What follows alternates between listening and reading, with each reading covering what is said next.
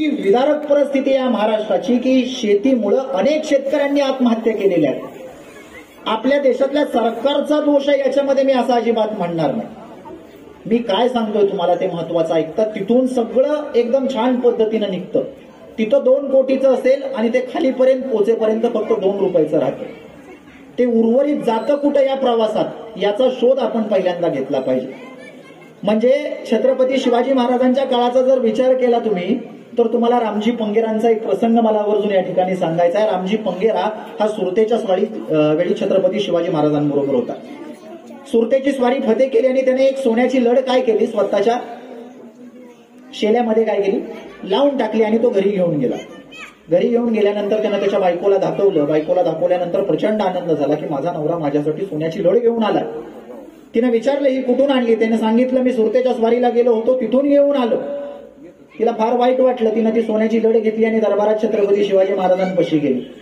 आणि त्याच्या आधीच छत्रपती शिवाजी महाराजांनी भ्रष्टाचार करणाऱ्या, चोरी करणाऱ्या एका त्यांच्या ग्रामस्थाचा आपल्या गडावरून कडेलोट केला होता. म्हणजे इतकी भयानक शिक्षा छत्रपती शिवाजी महाराजांनी या बाबतीत स्वीकारलेली, भूमिका स्वीकारलेली. आता या रामजी पंगेराची बायको दरबारात उभी आणि सांगते रामजी पंगेरानं सोन्याची लढ चोरलीये आणि तो घरी घेऊन आलाय माझ्यासाठी. हे ऐकल्यानंतर छत्रपती शिवरायांना प्रचंड वाईट वाटलं आणि दरबारात जिजामाता बसल्या होत्या. मग जिजामातांनी विचारलं की आपल्या स्वराज्यात एकूण उमरे किती आहेत. मग त्यांनी सांगितलं काहीतरी 1174 उमरे. बरं त्या प्रत्येक घरात किती महिला आहेत त्यांचा आकडा काढण्यात आला आणि जिजाऊंची डबी नावाची एक त्या काळात त्यांची संकल्पना होती ज्याच्यामध्ये अधिक असणारं जे धन आहे ते काय केलं जायचं, साठवलं जायचं. त्याच्यातून तेवढ्या बायकांना मंगळसूत्र देऊन टाका असं जिजाऊंनी सांगितलं. पण का सांगितलं, ज्यावेळी रामजी पंगेराला विचारलं बाबा तू असं का केलं, त्यावेळी त्यांना सांगितलं लग्नाला 18 वर्ष झाली तरी मी माझ्या बायकोच्या गळ्यात सोन्याचा मणी घालू शकलो नाही म्हणून मी हे केलं होतं. हे उत्तर ऐकल्यानंतर शिवाजी महाराजांची आणि जिजामातांची ही प्रतिक्रिया. म्हणून मी तुम्हाला काय सांगतो की एखादा राजसत्तेचा उपभोग घेणारा पुढारी किंवा नेता हा आपल्या समोर येत असतो. त्यानं केलेल्या कार्यकर्तृत्वावरती त्याची ओळखणं, त्याला ओळखणं, त्याचा पाठीराखा होणं ही आपली भूमिका. छत्रपती शिवाजी महाराजांच्या काळाचा जर तुम्ही विचार केला, बघा आदिलशहा आला त्यानं आदिलशाही निर्माण केली. निजामशहा आला त्यानं निजामशाही निर्माण केली. कुतुबशहा आला त्यानं कुतुबशाही निर्माण केली. पण या भोसलेच्या शोभानं शिवशाही निर्माण केली. त्यानं भोसलेशाही का निर्माण केली नाही. हा स्वतःचा विस्तार करू शकला असता राजा, पण का केलं नाही. या प्रश्नांची उत्तरं शोध. का केलं नाही त्यांनी असं. मग आपण जी लोकशाही स्वीकारली ती एकदम अखंड असणारी लोकशाही स्वीकारली आपण आत्ताच्या घडीला. आपण त्या लोकशाहीमध्ये जगतो. मग शिवशाहीमध्ये आणि लोकशाहीमध्ये फरक काय हे आपल्याला महत्वाचं समजणं गरजेचं आहे. तर हे पटवून देत असताना मला तुम्हाला एक छोटंसं उदाहरण सांगायचंय. एक पोरगा आपल्या वडिलांना विचारत असतं की बाबा लोकशाही म्हणजे काय. साधा प्रश्न त्यानं त्याच्या बापाला विचारलाय की बाबा लोकशाही म्हणजे काय. मग लोकशाही म्हणजे काय असा प्रश्न विचारल्यानंतर बापाने टाळाटाळ केली. म्हणाला परत सांगतो, काय हरकत नाही, परत सांगतो तुला. पोरग शाळेत गेलं, शाळेतून माघारी आलं. माघारी आल्यानंतर पोरानं परत बापाला प्रश्न विचारला की बाबा लोकशाही म्हणजे काय. मग वडिलांनी त्याला सांगायला सुरुवात केली, समज मी म्हणजे सरकार, मी म्हणजे सरकार, तुझी आई म्हणजे न्यायव्यवस्था, तुझी आई म्हणजे न्यायव्यवस्था, तू म्हणजे जनता.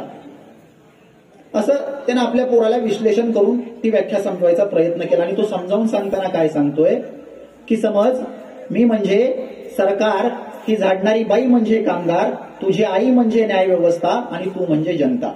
काय काय सांगितलं त्यानं.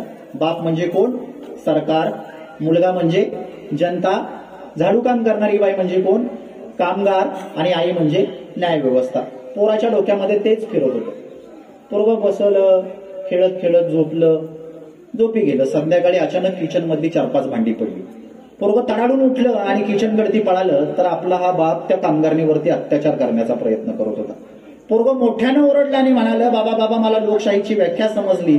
बाप तिथून म्हणतो काय, तर ती म्हणतो सरकार कामगारावरती अत्याचार करत असतं, न्याय व्यवस्था घरामध्ये झोपलेली असते आणि जनता प्रत्यक्ष डोळ्याने बघते, याला भारतीय लोकशाही म्हणतात.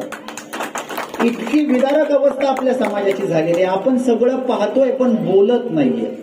आपल्याला अधिकार आहे बोलण्याचा, चालण्याचा, स्वातंत्र्याचा सगळा अधिकार आहे. जो छत्रपती शिवाजी महाराजांच्या स्वराज्यात प्रत्येकाला होता. तुम्ही विचार करा, म्हणजे छत्रपती शिवाजी महाराज ज्यावेळी वेश बदलून शेतावरती गेले होते त्यावेळी एवढं लहान पोरग किती धाडसानं छत्रपती शिवरायांना अडवताना म्हणतं, खबरदार जर टाच मारून याळ पुढे तर चिंधड्या उडवीन राई राई.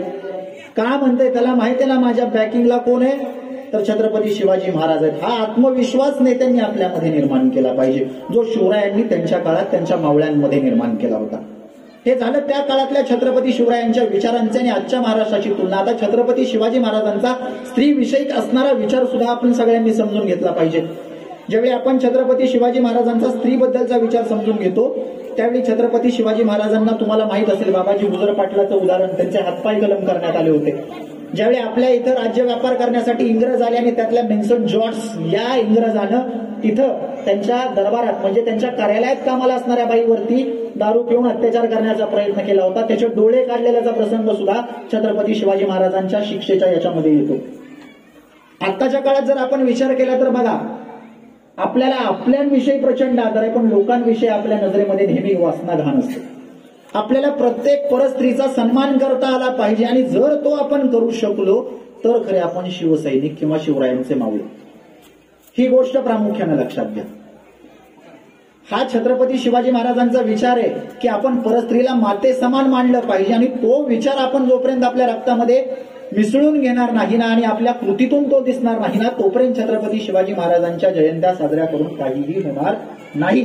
म्हणून छत्रपती शिवाजी महाराजांच्या विचारांना आपण आत्मसात करणं गरजेचं आहे.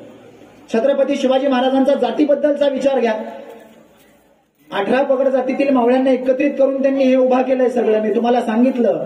आणि छत्रपती शिवाजी महाराजांचा सुलतानशाहीला विरोध आहे, पण कोणत्या ज्या सत्ता महाराष्ट्राला उद्ध्वस्त करू पाहतायत त्या सुलतानशाहीच्या सत्तांना विरोध आहे. मुस्लिमांना शिवरायांचा अजिबात विरोध नाही, कारण निजामाबादचे जे 700 पठाण हाकलून दिले होते त्या 700 पठाणांना आश्रय छत्रपती शिवाजी महाराजांनी दिला होता. इतकंच नाही, रायगडावरती सापडलेली कुराणाची प्रत महाभारताच्या कागदात महाभारताच्या पुस्तकात छत्रपती शिवरायांनी जपून ठेवलेला संदर्भ आपल्याला इतिहासात पाहायला मिळतो. छत्रपती शिवाजी महाराजांचे आरमार प्रमुख घ्या किंवा त्यांच्या अष्टप्रधान मंडळात ज्यांना ज्यांना नियुक्त करण्यात आलेले किंवा ज्यांना ज्यांना पद दिलेले त्यांच्या प्रत्येकाची जात बघा. त्या प्रत्येक जातीतल्या प्रत्येक माणसाला योग्य अधिकार छत्रपती शिवाजी महाराजांनी दिलाय. पण आपल्या महाराष्ट्रात सद्यस्थितीला तुम्ही बघा किती भयानक अवस्था आहे. महाराष्ट्राचं सोडा, कर्नाटकचं बघा. हिजाब तुम्ही प्रकरण ऐकलं असेल मध्यंतरी, टीव्हीवरती प्रचंड गाजलं. मुळात आहे का नाही, मला एक गोष्ट अशी कळते बघा, धर्म जन्माला घालणारा माणूस आहे. माणसानं धर्माला जन्माला घातलं आणि आता धर्म माणसाला नाचवतो. ही गोष्ट लक्षात घ्या. एखाद्या धर्मामध्ये ती गोष्ट असेल तर ती स्वीकारणं हे आपलं काम आहे. मोठेपणा हा माणसाला नेहमी मोठं करतो आणि टीका ही नेहमी त्या टीका ज्याच्यावरती करतोय त्या माणसाला मोठी करत असते. म्हणून टीका कोणावर करावी आणि मोठेपण कोणाला द्यावं हे आपल्याला कळलं पाहिजे. मला एक गोष्ट तुम्हाला या प्रसंगातून सांगायची, ते हिजाबचं जे प्रकरण घडलं बघा. आता ते शाळेमध्ये त्या प्रिन्सिपलनी त्यांना बसण्यासाठी परवानगी वगैरे दिली नाही, ठीक आहे, ही गोष्ट तिथपर्यंतच ठीक होती. मग गळ्यात भगवं घालून त्यांना विरोध करून आपण काय सिद्ध केलं? आपण काहीच सिद्ध केलं नाही ना. आपण सगळे भाऊ आहे हो. आपल्या प्रत्येकाचं रक्त लाल आहे. आपण सगळे माणूस आहे. तुम्ही विचार करा, आपल्या गणपतीला मोदक किती लागतात? 21. 786 या तिन्ही आकड्यांची बेरीज करा, किती होते बघा. किती होते? 21 होते. त्यांचा सगळ्यात महत्वाचा सण कोणता? रमजान. त्या सणाची सुरुवात बघा तुम्ही इंग्लिशमध्ये स्पेल करा, RAMJAN, रमजान. त्यांच्या सणात पहिला कोण येतो? तर राम येतो. आपल्यातला सगळ्यात मुख्य सण कोणता आहे? दिवाळी. बघा त्याचा शेवट आलीनं येतो, तो त्यांचा दिवस. एवढी एकत्रीकरण आहे आपल्या सगळ्यांमध्ये. हे मंदिर मस्जिद हे देव बिव हे सगळ्या माणसांच्या लुटायच्या कल्पना आहेत. म्हणजे याच्यावरती माझा विश्वास आहे असं अजिबात तुम्ही समजून घेऊ नका. माझं मी असल्या गोष्टींना म्हणत नाही, पुरोगामी पद्धतीने विचार करणारा माणूस आहे. मला तुम्हाला सांगायचं काय, जाती धर्माच्या पलीकडती बघण्याचा दृष्टिकोन बाळगा म्हणजे तुम्हाला शिवाजी महाराज समजायला सुरुवात होती. फक्त शिवजयंती आहे किंवा आंबेडकरांची जयंती आहे म्हणून तेवढ्याच धर्मातल्या लोकांनी यायचं, ती जयंती साजरी करायची, हा मूर्खपणा आहे. हे कुठल्या एका जाती धर्माचे नेते नाहीत किंवा महापुरुष नाहीत, हे अखंड हिंदुस्थानाचे महापुरुष आहेत. माझं जेवढं शिवरायांवरती प्रेम आहे तेवढं माझं बाबासाहेबांवरती प्रेम आहे, अण्णाभाऊंवरती प्रेम आहे, महात्मा फुलेंवरती प्रेम आहे. काय तर ती माणसं आहेत तो तेवढ्या ताकदीची. प्रत्येकाचा काळ वेगळा आहे, प्रत्येकाचं कर्तृत्व वेगळं आहे. मग आपणच का नालायकपणा करतो हा प्रश्न मला आपल्याला विचारायचा. सगळ्यांनी एकत्रित या. जोपर्यंत एकत्रित येणार नाही ना तोपर्यंत आपली एकता दिसणार नाही, आपला संघर्ष दिसणार नाही. म्हणून लक्षात घ्या, जातीपातीचा भेदभावाचा विचार हा छत्रपती शिवाजी महाराजांनी त्या काळीच गावलला होता. म्हणून आपण प्रत्येकानं जातीपातीचा विचार सोडून काय केलं पाहिजे, जगलं पाहिजे. यानंतर छत्रपती शिवाजी महाराजांच्या सगळ्यात महत्वाचा जो त्यांच्या इतिहासातला भाग मला वाटतो ते म्हणजे छत्रपती शिवाजी महाराजांचं संघटन. जे मावळे त्यांनी निर्माण केले होते, मागाशी मी तुम्हाला म्हणलं होतं आपण शेवटच्या टप्प्यामध्ये याला बघू. छत्रपती शिवाजी महाराजांच्या प्रत्येक मावळ्याचा विचार केला तर प्रत्येक मावळ्याचा स्वतंत्र असा खूप मोठा मोठा इतिहास आहे. पण अगदी ठराविक आपल्याला माहित असणाऱ्या लोकांविषयी या ठिकाणी बोलील. त्यातला पहिला शिवा काशी. तुम्ही विचार करा, एखाद्या माणसानं तुम्हाला सांगितलं तुला 2 लाख रुपये देतो बाबा, माझ्यासाठी तुला जेलमध्ये जाऊन बसायचंय, आपण तयार होईन का? अजिबात होणार नाही. मग या राजांसाठी आपल्याला जीव द्यायचा आहे. हा माणूस छाती काढून बाहेर आलाय, शिवा नाविकाशीत जीव द्यायला तयार झाला. कशामुळे झाला? कारण त्या राजानं कामच तसं केलंय. हो, दुसरा घ्या, तानाजी घ्या, पावनखिंड. काय सांगितलं होतं? जोपर्यंत तोफेचा यलगार होत नाही, राजे तुम्ही गडावर पोहोचत नाही, तोपर्यंत खिंडीतून एकालाही पुढे जाऊन देणार नाही. जेव्हा त्यांच्या मानेवरती तलवारीचा वार झाला होता, त्यांची मान 40% जास्त कापली गेली होती, तरी बाजीप्रभू लढतो. का लढतो? तोफेचा यलगार झाला नाही म्हणून. माझा राजा माझ्या योग्य ठिकाणावरती सुरक्षित पोहोचावा. हे कुठून येतो एवढं शौर्य, हा पराक्रम कुठून येतो त्यांच्यामध्ये? हा छत्रपती शिवरायांमुळे झाला ना. छत्रपती शिवाजी महाराजांच्या सानिध्यात राहून यांना सुद्धा वाटत होतं की आपल्या सगळ्यांचं राज्य आहे हे. शिवाजी महाराजांना कधी वाटलं नाही माझ्या एकट्याचं राज्य, हे सर्वांचं राज्य, म्हणून ते स्वराज्य. स्वराज्य काय ते तर ते सर्वांचं राज्य आहे. म्हणून तुम्हाला काय सांगतोय, त्यांचं संघटन फार मजबूत आहे आणि फार ताकदीचं आहे. म्हणून शिवरायांचा इतिहास आजही आपल्याला दिमाखात उभा राहिलेला पाहायला मिळतो. रामजी पंगेराचं तर मी तुम्हाला मागाशीच उदाहरण सांगितलं, तो रामजी पंगेरा सुद्धा शिवरायांच्या इतिहासामध्ये खूप प्रामुख्यानं पाहायला मिळतो. त्यानंतर बाजीप्रभू देशपांडे तुम्हाला सगळ्यांना माहीतच असेल, त्यांचा सुद्धा खूप मोठा इतिहास आहे.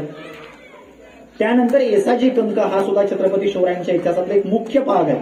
म्हणजे येसाजी कंकाच्या बाबतीत एक प्रसंग मला या ठिकाणी तुम्हाला सांगायचा आहे की येसाजी कंक ज्यावेळी बादशाच्या दरबारात छत्रपती शिवाजी महाराजांबरोबर होता, त्यावेळी पिसळलेल्या हत्तीबरोबर तुमच्यापैकी आलेल्यांपैकी कोण युद्ध करेल का, असा बादशाने ज्यावेळी प्रश्न विचारला होता, त्यावेळी येसाजी कंक पिसळलेल्या हत्तीबरोबर युद्धासाठी गेला. का तर माझ्या राजाचा सन्मान महत्वाचा आहे. मी मेलो तरी हरकत नाही, पण माझ्या राजाचा सन्मान आहे की एखादा तरी त्याच्याकडे असा माणूस आहे तो पिसळलेल्या हत्तीबरोबर युद्ध करू शकतो. बरं, पिसळलेल्या हत्तीबरोबर युद्धाला सुरुवात झाली. पिसळलेल्या हत्तीबरोबर युद्ध करत असताना कितीतरी वेळा त्या हत्तीनं त्याला ढकलून पाडलं वगैरे, त्याला खरचटलं, लागलं, सगळं झालं. पण एवढ्या सगळ्या प्रयत्नामध्ये तो त्याच्या पाठीवरती चढला. पाठीवरती चढल्यानंतर त्यानं त्या हत्तीवरती वार केला नाही. तो हत्ती काही कालांतरानं शांत झाला. त्यावेळी बादशाला त्याच्याविषयी प्रचंड आदर वाटला. त्यानं गळ्यातला कंठा काढला आणि त्याच्या अंगावरती फेकला. येसाजी कंकानं तलवारीनं तो कंठा बाजूला सारला आणि सांगितलं, माझा सन्मान करण्यासाठी माझा राजा जिवंत. का सांगितलं? राजावरती विश्वास आहे ना, राजावरती प्रेम आहे, राजाविषयी आपुलकी आहे, जिव्हाळा आहे. राजाचा प्राण प्रतिष्ठा महत्वाची आहे हे येसाजीला माहित होतं. येसाजीला त्या बादशाने प्रश्न विचारला की तू हत्तीच्या पाठीवरती होता, तू हत्तीला मारू शकत होता, त्याच्यावरती वार करू शकत होता, पण तू असं का केलं नाही? त्यावेळी त्यानं त्याला काय सांगितलं की मला माझ्या राजानं सांगितलंय की माणूस असो किंवा कुठला प्राणी असो त्याच्या पाठीवरून कधी वार करायचा नाही, छातीवरती वार करायचा. हे शिवरायांच्या इतिहासात पाहायला मिळतं. म्हणून शिवरायांच्या पाठीवरती डाल आणि हातामध्ये तलवार, ही गोष्ट लक्षात घ्या. आपण सगळे म्हणतो छत्रपती शिवाजी महाराजांना भवानीने तलवार दिली होती, असं इतिहासामध्ये कुठेही ऐकायला किंवा मी आतापर्यंत वाचलं नाही. मी शिवरायांच्या बाबतीत खूप वाचन केलंय, पण माझ्या कुठं असं वाचनात नाही. एका ठिकाणी माझ्या वाचनात असं आहे की शिवरायांच्या हातातल्या तलवारीचं नाव भवानी होतं, जी अन्यायाच्या विरोधात काय करत होती, व्यक्त होत होती, म्हणून त्या तलवारीचं नाव भवानी. शिवरायांच्या इतिहासात सुद्धा आपण पाहिलं तर तुम्ही आत्ताच्या काळात ज्या सगळ्या गोष्टी करताना तुमची ग्रामपंचायत करत असेल बघा, वॉटर रोटेशन प्रोजेक्ट म्हणजे पाण्याचं पुनर्व्यवस्थापन करणं, पाण्याचा पुनर्वापर करणं, हे 17व्या शतकात केलंय शिवरायांनी. प्रतापगडावरती तुम्ही बघितलं असेल, पडणाऱ्या पावसाचं नियोजन करून केलेलं आहे. एक खड्डा घेतलाय, त्याच्यामध्ये येणारं सगळं पाणी येतं, गडावरची सगळ्या घरातली माणसं वगैरे तिथं धुणं मांडायला जायची. त्या काळामध्ये बाजारपेठा निर्माण केलेल्या आहेत. त्या बाजारपेठांना त्यांची स्वतंत्र बैठक आहे. बाजारपेठेमध्ये फिरताना किती अंतर राहिलं पाहिजे, 2 थायलंडमध्ये, याचा सुद्धा विचार त्यावेळी रायगड बांधताना केला गेलेला आहे. इतकंच नाही, तुम्ही 17व्या शतकामधला विचार करताय. 17व्या शतकामध्ये रायगडावरती शौचालय, अजून सुद्धा आपल्याला हागणदारी मुक्त गावासाठी झेंडे फिरवावे लागतात, गावात रिक्षा फिरवाव्या लागतात. 400 वर्ष पुढे आलोय तरी आपण अजून मागासलेले. त्या काळात सगळ्या बाबतीत छत्रपती शिवाजी महाराजांचा विचार पाहायला मिळतो. त्यांचा पर्यावरण विषयक सुद्धा खूप चांगले विचार आहेत छत्रपती शिवाजी महाराजांची. जर आज्ञापत्र वाचली किंवा आपण पत्र वाचली तर त्याच्यामध्ये तुम्हाला याचे संदर्भ पाहायला मिळतात. हे छत्रपती शिवाजी महाराजांचं, म्हणजे मी तुम्हाला सांगतोय ना, ही छत्रपती शिवाजी महाराजांनी प्रचंड मोठं काम केलंय. ते आपल्या आकलनाच्या पलीकडचं आहे, क्षमतेच्या पलीकडचं. म्हणून ही शिवजयंती इतकी वर्ष झाली तरी शिवरायांना आपल्याला आठवावं लागतं, त्यांचं रूप आठवावं लागतं, त्यांचा प्रताप आठवावा लागतो. हे सगळं श्रेय कुणाचं आहे तर छत्रपती शिवाजी महाराजांचं. यानंतर महत्वाच्या विषयावरती मी या ठिकाणी येईन. शेवटचा मुद्दा की एक महत्वाची गोष्ट अशी मला तुम्हाला बोलायची, आपण जयंत्या का साजऱ्या करतो हे आपल्या उत्सव समितींना पहिल्यांदा कळलं पाहिजे.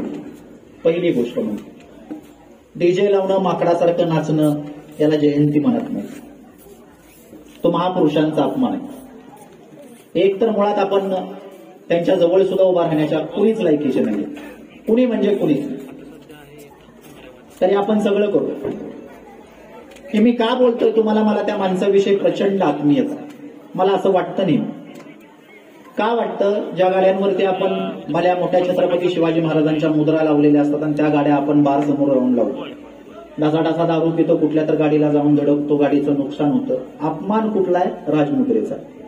तुमचं काही होऊ द्या, मला काही त्याचं घेणं देणं नाही. मी छत्रपती शिवाजी महाराजांच्या संदर्भाने बोलतो. जयंत्या साजऱ्या करतो. जयंत्या साजऱ्या करत असताना खूप मोठा झेंडा लावला म्हणजे तुम्ही खूप मोठे शिवभक्त झाला, गैरसमज आहे. शिवरायांचे विचार किती तुमच्या आत आहेत याच्यावरती तुमची शिवभक्ती अवलंबून आहे. एवढंच शिवरायांवरती प्रेम आहे, जावा कुठल्या तर गड किल्ल्यावरती, करा स्वच्छता, बघू किती तुम्ही शिवभक्त आहात. हे तुमच्यासाठी नाहीये, हे ज्यांच्यासाठी आहे त्यांच्यापर्यंत पोहोचायचं, तुम्हाला पोहोचवायचं. का पोहोचवायचंय? कारण आपण चांगले विचार पेरायला सुरुवात केली पाहिजे. बघा, मोठा झेंडा लावला म्हणजे शिवजयंती साजरी झाली असं काय आहे का? आहे का असं काय? मला सांगा. अजिबात नाहीये. तुमच्या पंढरपूरचाच प्रसंग आहे. 2 वर्षापूर्वी ती काठी एका मागच्या गाडीवाल्याच्या डोळ्यात घुसली होती, निष्ठून. त्याच्यावरती केस झाली, जयंतीचा अध्यक्ष पण आत आणि ती गाडीवाला पण आत. हे गालबोट कशामुळे लागतं? तर आपल्या सगळ्यांच्या कर्तृत्वामुळे लागतं. मध्यंतरी तर शिवाजी भिडी झाली होती, त्याच्याबद्दल महाराष्ट्रात उठाव करण्यात लागला. महाराष्ट्र सरकार शिक्षण मंडळानं शिवाजी महाराजांचा धडा वगळला होता इतिहासातून.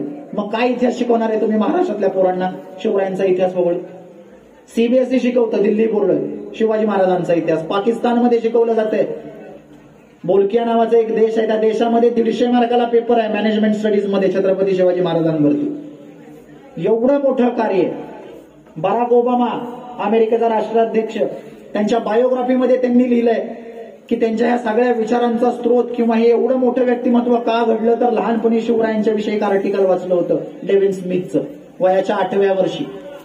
कार्ल मार्क्स चळवळीचा पाया शिवाजी महाराजांच्या विचारातून आहे. मार्टिन लुथर किंग चळवळीचा पाया छत्रपती शिवाजी महाराजांच्या विचारातून आहे. अमेरिकेतली कृष्णवर्णीय चळवळ घ्या, महाराष्ट्रातल्या सगळ्या चळवळी ज्या विचारांच्या प्रतिविचारांना घेऊन जन्माला येतात, हे सगळे छत्रपती शिवाजी महाराजांचे विचार आहेत. म्हणून ते विचार आत्मसात करा. डीजे लावून, डॉल्ब्या लावून काही होत नसतं. विचारांचं आदान प्रदान होऊ द्या, चांगले विचार लोकांना घेऊ द्या. त्याच्यातून काय होत असतो? समाज उभा राहत असतो. जाताना एक शेवटचा प्रसंग सांगेन आणि या ठिकाणी मी माझं भाषण थांबवेन. मध्यंतरी सिंधुताई सपकाळ गेल्या. मी त्यांना माई म्हणायचो, माझे एकदम जवळचं व्यक्तिमत्व होतं. मी पहिल्यांदा ज्यावेळी सिंधुताईंना भेटायला गेलो होतो त्यावेळीचा हा प्रसंग. मी सिंधुताईंना भेटायला गेलो, ताईंना म्हणालो, ताई तुम्ही खूप मोठं काम केलं, मी तुमच्याविषयी खूप वाचलंय, मला तुमच्यासारखं काम करायचं, मला तुमच्यासारखं काम करायचं. हे उदाहरण सांगण्याच्या पूर्वी एक वाक्य आधी मला तुम्हाला सांगू द्या. ते वाक्य असं आहे बघा, ज्या हाताने आपण दान करतो ना त्या हाताची चर्चा इतरत्र कुठंच करू नका. कारण दान ही चांगली गोष्ट आहे. एखाद्याला आपण मदत केली, त्याची आपण गावभर चर्चा केली म्हणजे आपण फार मोठे होत नाही. म्हणून आपण सगळ्यांनी समाजसेवा असणाऱ्या वेगवेगळ्या उपक्रमांमध्ये सहभागी व्हा. आपल्या पंढरपूरला पालवी नावाची एक संस्था आहे बघा, एचआयव्ही मुलांसाठी काम करणारी संस्था. अशा अनाथ आश्रमाला आपण भेट दिली, त्यांना 500 रुपयाचं एखादं दान दिलं आपल्या शिवजयंतीनिमित्त. आपण इकडे तिकडे खर्च करणारच ना पैसे. त्यातलं त्यांना 1000 रुपयाचं दान दिलं तर त्या असणाऱ्या मुलांसाठी तो तुमचा आशीर्वादच आहे. त्यांच्यासाठी ती एक आनंदाची गोष्ट आहे की नाही. असल्या कार्यक्रमांमध्ये सहभागी व्हा. किंवा आपल्या गावामध्ये एखादं वाचनालय काढा जिथं सगळ्याच महापुरुषांवरची पुस्तकं आणा. आपल्या गावातल्या मुलांना वाचू द्या, ते उभा तर राहतील. मी तुम्हाला एक सांगतो, चांगलं वाचलं तर चांगला माणूस घडू शकतो. चांगलं वाचलं आणि चांगलं ऐकलं तर चांगला माणूस घडू शकतो. म्हणून लक्षात घ्या, असले उपक्रम आपल्या गावामध्ये राबवा. सिंधुताई सपकाळांकडे दिलो, खूप उशीर झालाय. सिंधुताई सपकाळांकडे मी गेलो, त्यांना म्हणलं मी तुमच्या कार्यानं प्रचंड प्रभावित आहे, मला असं तुमच्यासारखं काम करायचंय. त्या म्हणाल्या चल आपण दोघं फिरून येऊ. मग मी माईन बरोबर फिरत फिरत फिरत फिरत असा गेलो. आम्ही दोघं जण मातीत बसलो. मातीत बसल्यानंतर आमच्या थोड्याशा चर्चा वगैरे झाल्या. चर्चा झाल्यानंतर मी उठलो. आता आपण बघा, आपण सगळे पॉश राहणारी माणसं, आपल्याला लगेचच सवय असते अशी माती झटकायची. मी त्याच पद्धतीत अंगाला लागलेली माती अशी झटकली. ताई हसल्या आणि मला म्हणाल्या, तू इथून ज्या मातीतून मी सगळं उभा केलं ती मातीच घेऊन जाऊ शकत नसला तर माझा विचार नेऊन तिकडे काय परिवर्तन करणार आहे तू. हे उदाहरण सांगण्यामागचं उद्दिष्ट एवढंच आहे, इथं आतापर्यंत जे कीर्तन तुमच्या समोर केलंय ते इकडून ऐकून इकडून सोडून देऊ नका. त्यातली एक गोष्ट आत्मसात करा, ते माझं श्रेय, ते माझं समाधान. आणि या समाधानासाठी यातली एक गोष्ट फक्त आत्मसात करा. तुम्हाला पुढच्या शिवजयंतीसाठी शुभेच्छा देतो आणि या ठिकाणी थांबतो. परत एकदा सगळ्यांचे आभार मानतो, तुम्ही या ठिकाणी मला कार्यक्रमाला बोलवलं आणि एक शिवजयंती नव्या रूपानं नव्या विचारांनी माझ्यासमोर आणखीन मला मांडता आली. त्याबद्दल मी तुमच्या सगळ्यांचे या ठिकाणी आभार मानतो. धन्यवाद.